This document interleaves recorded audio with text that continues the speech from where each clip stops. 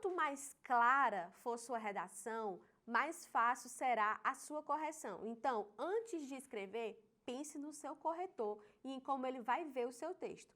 Quer saber como? Vem com a gente!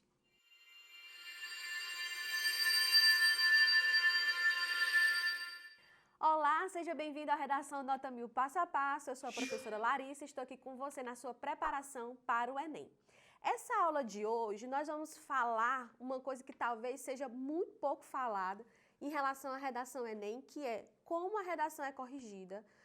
Nessa aula eu quero que você aprenda a pensar como um corretor de redação.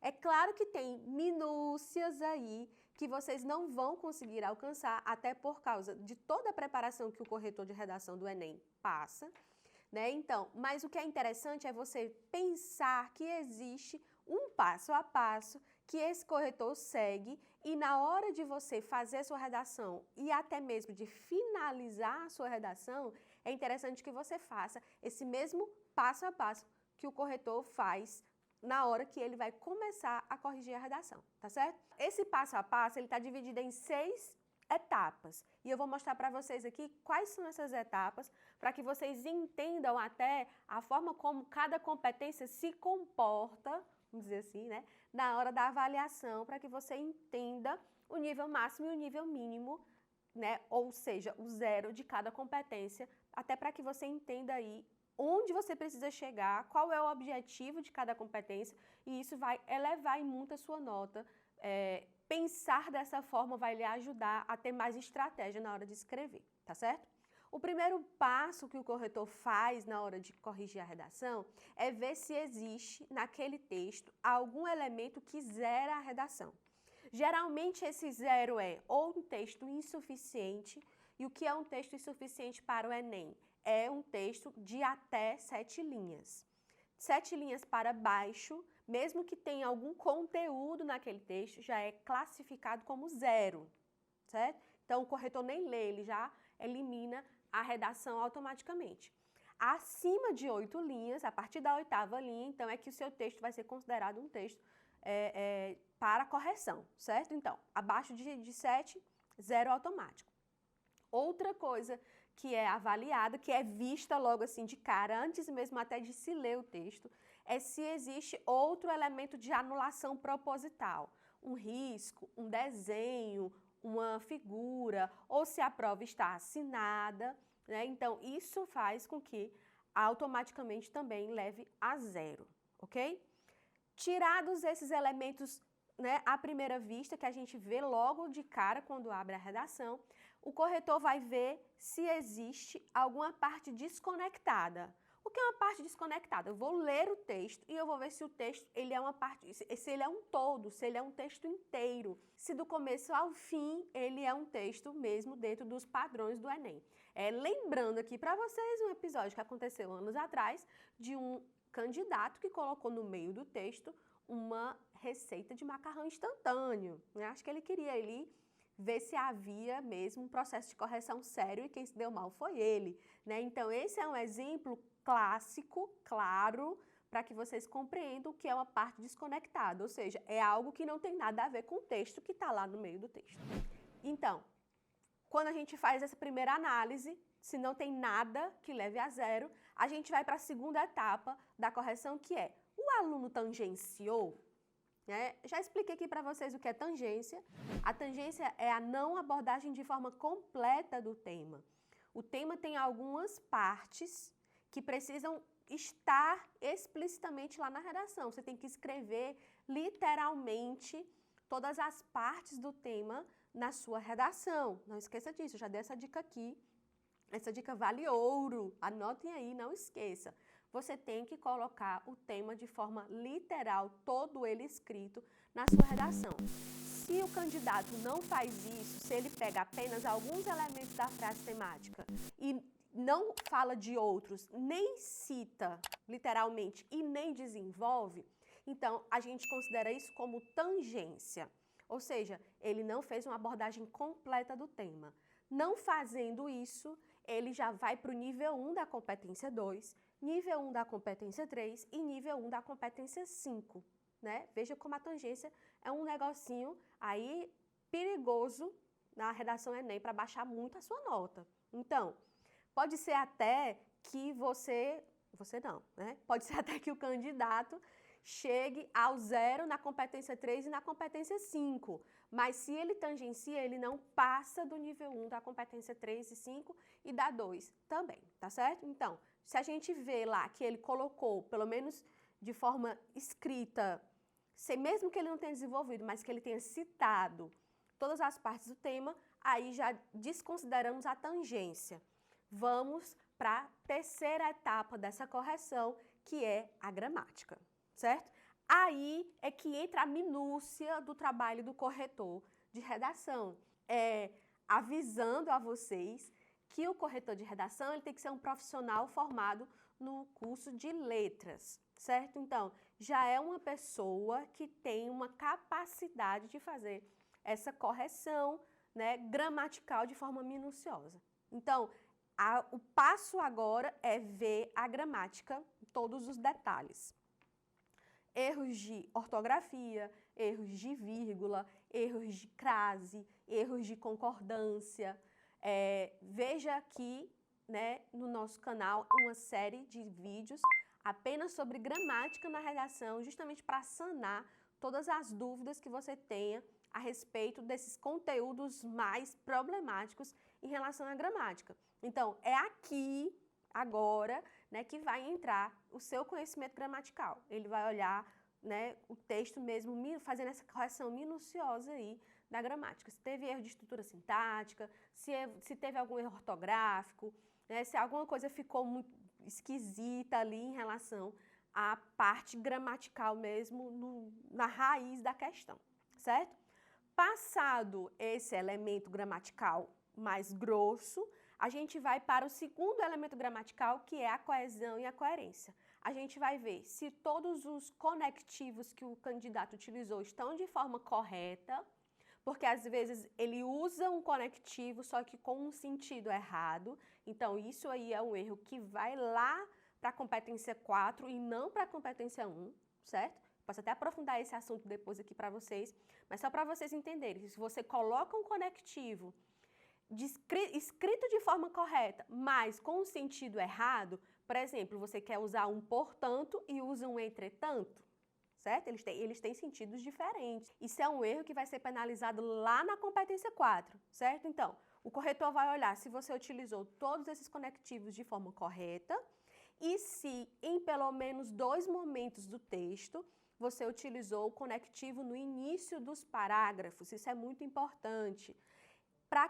Por que isso é importante? Porque isso confere um fluxo para o seu texto. E esse fluxo, que a gente chama de coerência textual, ele vai ser importantíssimo para que o seu texto esteja com uma nota mais alta, certo?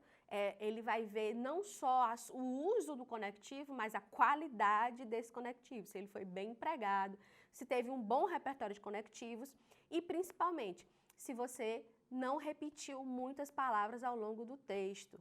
Olha só, gente, vocabulário é uma coisa muito importante na redação Enem. Quanto mais rico, quanto mais vasto o seu vocabulário melhor é para a sua nota, certo? Então, fique atento para enriquecer o seu vocabulário de conectivos e também o seu vocabulário de forma geral. Uso de sinônimos, uso de hiperônimos, de hipônimos, de coesão referencial. Tudo isso vai contar muito aqui na avaliação em relação à competência 4, tá certo? A competência 4 não admite nenhum erro. Então, cuidado, né, com esses detalhes aí que parecem ser insignificantes, mas que vão ser muito relevantes na hora da sua avaliação. Visto tudo isso, certo? Essa parte que eu chamo de superfície do texto, né, que é o texto, as palavras do texto, certo? Às vezes, essa correção ela é até mais visual e técnica do que mesmo mais aprofundada. Depois disso, aí sim ele vai entrar no conteúdo do texto. A redação Enem cobra que você tenha uma boa argumentação. Não é nem que você tenha domínio do tema, que você seja um expert naquele tema, até porque você vai ter conhecido o tema ali há poucos minutos. O que você precisa é saber argumentar. O que você precisa é ter domínio de texto, domínio de argumento, é saber convencer o seu leitor, e eu já falei aqui, vou repetir, que o seu corretor é o seu leitor. Então, facilite a vida dele, faça um texto bonito, faça um texto que enche os olhos desse seu corretor, porque isso aí já vai facilitar demais a sua vida na hora da avaliação, certo? Então, é agora que a gente vai ver a profundidade e a qualidade dos argumentos. A primeira coisa que ele vai ver em relação ao argumento é, ele anunciou esses argumentos na introdução? Esses argumentos eles têm que ser apresentados na introdução. Né? Nesse texto eu vou falar de A e de B. Apresentei isso aqui na introdução. Depois que ele anunciou, que ele apresentou, ele desenvolveu esses argumentos? Parágrafo de desenvolvimento 1. Ele desenvolveu o primeiro argumento que ele anunciou lá na introdução, o argumento A? Parágrafo de desenvolvimento 2. Ele desenvolveu o argumento B que ele anunciou lá na introdução? Certo? É isso que a gente vai ver. Ele citou alguma coisa que ele não explicou? Isso também vai ser cobrado na hora da avaliação. Citou alguma coisa que não foi bem desenvolvida, ou seja, citou e esqueceu, certo? É importante que você tenha aí esse controle sobre as coisas que você coloca no seu texto. Se você cita alguma coisa e depois abandona, é melhor nem ter citado, tá certo? Então, ele vai olhar isso aí. Ele vai olhar também se você retomou esses argumentos lá na conclusão. Porque também, assim, apresentei, desenvolvi, e a proposta de intervenção tem a ver com o quê? Tem a ver com esses argumentos. Então, você tem que retomar esses argumentos na conclusão. O seu repertório, também é aqui que a gente dá uma olhadinha nele, certo? O seu repertório tem a ver com a sua argumentação? Eles estão bem conectados? Argumentação com repertório? Eles estão em sincronia? Eles estão bem relacionados um com o outro? A gente vai ver aqui também a qualidade do seu texto, a qualidade do seu planejamento de texto. Aproveite para conferir nossa aula sobre planejamento de texto, que a gente explica aí o passo a passo para você fazer um bom planejamento. O link está aqui nos cards, não esqueça de depois passar lá e ver como é que faz um bom planejamento de texto, certo? Então, é aqui que a gente vai ver isso. A gente volta, relê o texto, vê a qualidade desse texto, ver como é que ele foi desenvolvido, como é que ele foi pensado, se ele foi pensado, se ele tem uma linearidade, se esse texto flui bem. E então, por fim, nós vamos olhar a proposta de intervenção. A proposta de intervenção é simples a avaliação dela. O corretor vai olhar, ele apresentou os 5 elementos? Lembra dos 5 elementos da proposta de intervenção? Ação, agente, meio, modo, efeito, detalhamento. Se o candidato apresenta os 5 elementos, nível 5 para ele, certo? Claro que para que o seu texto esteja bem pontuado na competência 3 e na competência 2, a sua proposta de intervenção, além de apresentar os 5 elementos, ela também tem que estar aí relacionada com a sua argumentação. Não é só colocar 5 elementos e tchau, não. É pensar a proposta junto com os argumentos. Mas a escrita da sua proposta precisa apresentar os 5 elementos necessários, essenciais, para o nível máximo da competência 5.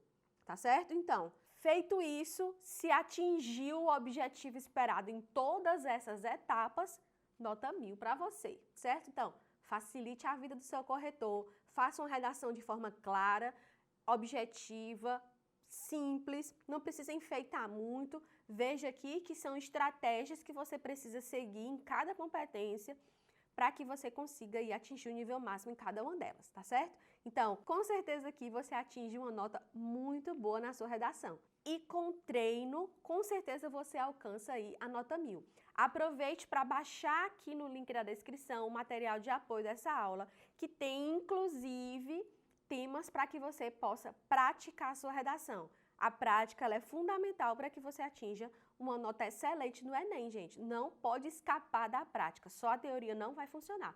Você precisa da prática. Então, baixe aqui no link da descrição folha de redação, temas para prática, veja nas outras aulas também os outros temas que nós colocamos à sua disposição.